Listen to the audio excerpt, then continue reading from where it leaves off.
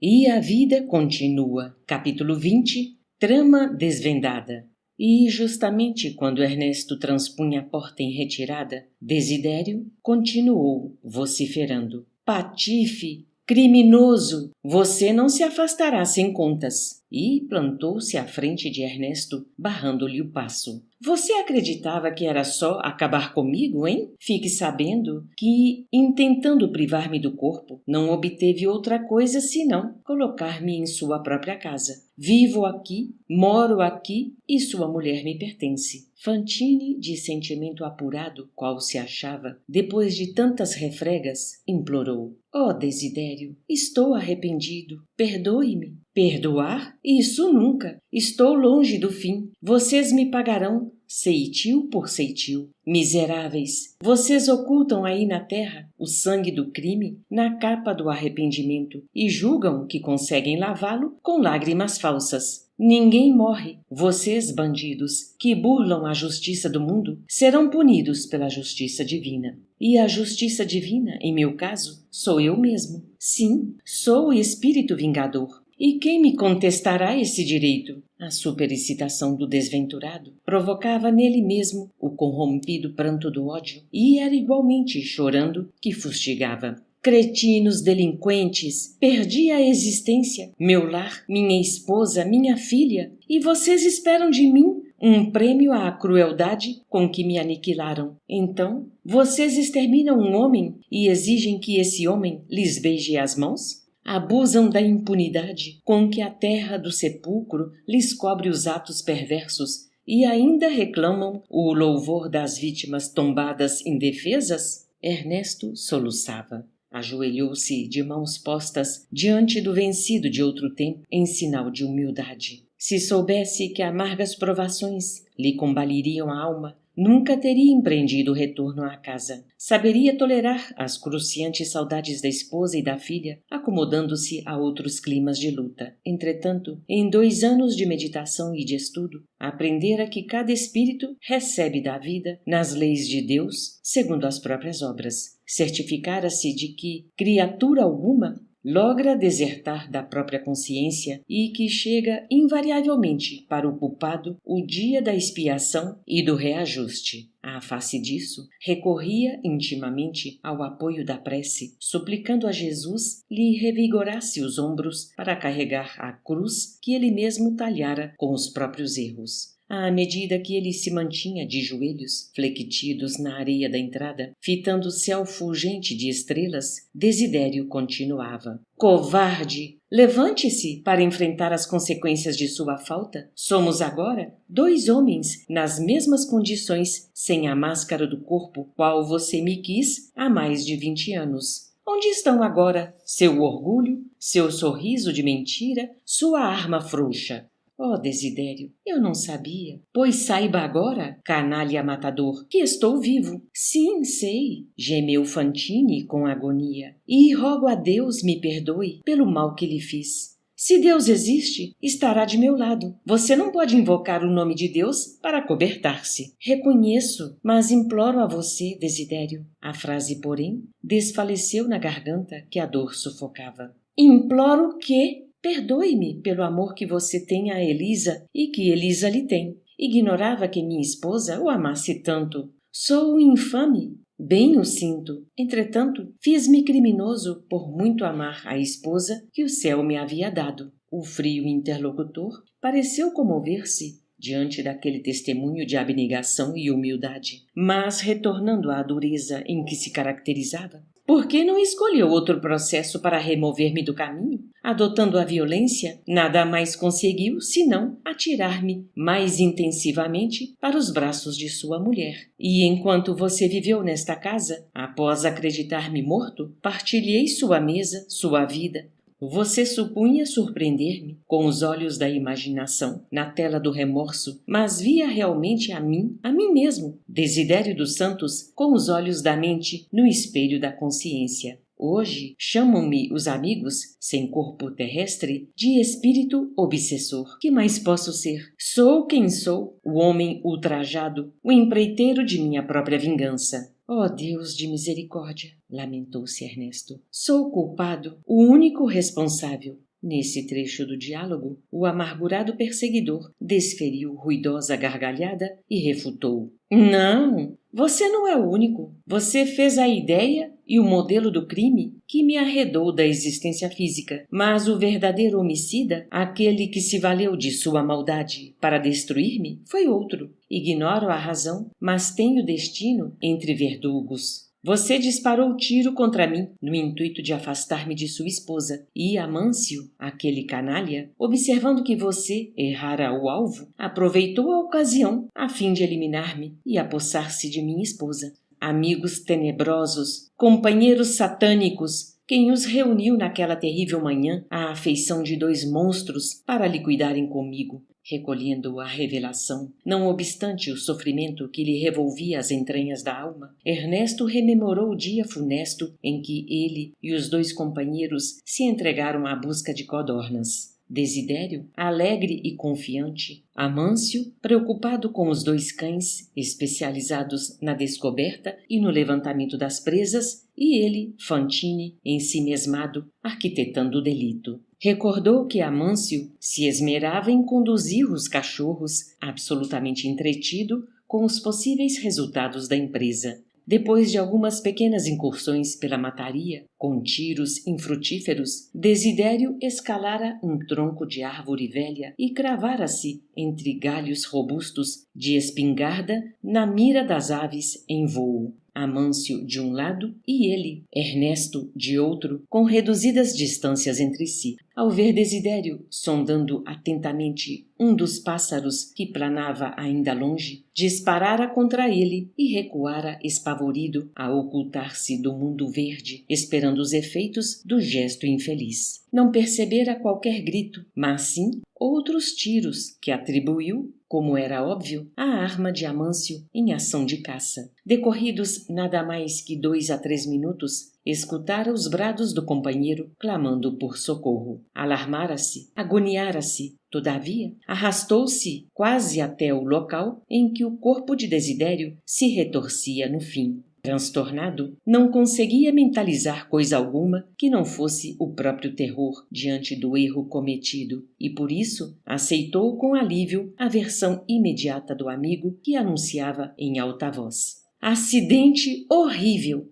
Não era aquela suposição ideal para inocentar-se? O parceiro caçador dirigiu-lhe estranho olhar, como quem o responsabilizava sem palavras pela ocorrência, ao mesmo tempo que lhe propiciava mostras de compreensão e simpatia. De chofre, lembrou-se de como a chumbada lograra penetrar sob a mandíbula, ganhando a região cerebral, o que lhe causara enorme estranheza. No entanto, as circunstâncias não lhe permitiam quaisquer averiguações. Aprovara a confusão que o favorecia e como que suavizara a dor da própria consciência ao ver que populares amigos compareciam junto dele em pequenos grupos, admitindo a tese de desastre casual para o calamitoso acontecimento. Omitira deliberadamente todas as dúvidas suscetíveis de impeli-lo à confissão do próprio delito. E, de alma opressa, recordou-se de que, após o enterro da vítima, desligara-se para sempre de Amâncio a pretexto de desgosto e se empenhara, com todas as forças de que dispunha, a esquecer a esposa e a filha pequenina do assassinado, cujos gritos, no dia inesquecível, lhe haviam conturbado o coração, convencido qual se achava de que fora ele o único réu. Transido de assombro, Ernesto verificava que todas as cenas da tragédia se lhe reconstituíam na delicada película da memória em apenas segundos. E Desidério, como quem o via nos lances mais íntimos daquela desesperada retrospecção, insistia implacável. Lembre-se, miserável, lembre-se de como vocês dois, cínicos matadores, me eliminaram. Como afastar-me do corpo inerte sem detestá-los? Enlouquecido de sofrimento e revolta, recusei, enojado, os braços piedosos de enfermeiros que me buscaram para que outras terras, não sei, já que outra vida me surpreendia depois da morte, não a desejava senão para a desforra. Ainda assim, você não me encontra mais na furiosa aversão dos primeiros tempos, conquanto meu ódio ainda tem suficientes reservas de fogo e fel para despejar-lhe no espírito. Avalanchas de provação se abateram sobre mim. Entretanto, você, o suposto homem de bem, receberá agora, no tribunal da sua consciência, por minha vingança máxima, o peso inexorável de minhas acusações. Prosseguindo, num misto de crueldade e pranto, nojo e dor, pense no martírio com que me reaproximei, desencarnado, da esposa jovem e da filha ainda tenra, para ver Amâncio, o assassino, senhorear-lhes a existência. Ah, Fantine, acredita você que, a princípio, eu quisesse tanto a sua mulher? Não, eu era um homem sem qualquer princípio religioso e, por esse motivo, sem qualquer orientação definida. Possuía uma esposa e uma filha que adorava e punha meus olhos sobre Elisa à maneira de um tolo entusiasmado por ver-se distinguido pelas atenções de tão devotada e distinta mulher. Contudo, ao invés de uma palavra franca de companheiro, capaz de impor-me o lugar justo, você, ralado de ciúme, tentou abater-me como a limária no campo. Com isto, você, Ernesto, me transfigurou numa fera sem a jaula dos ossos, abominando o invasor de meu lar, pois Amâncio deu-se pressa em desposar Brígida, a moça que eu deixara viúva e inexperiente, e eu sentia em meu antigo refúgio caseiro a presença de um inferno que me expulsava. Batido à maneira de um cão escorraçado e sem dono, sem a companheira que me retirou da lembrança e sem a filha que devia beijar meu algoz por segundo pai, vagueei pelas estradas de ninguém, entre as maltas das trevas, até que me instalei definitivamente ao pé de Elisa, sua mulher, cuja silenciosa ternura me chamava insistentemente. Aos poucos, do ponto de vista do espírito, ajustei-me a ela como o pé ao sapato e passei a amá-la com ardor, porque era ela a única criatura da terra que me guardava na memória e no coração.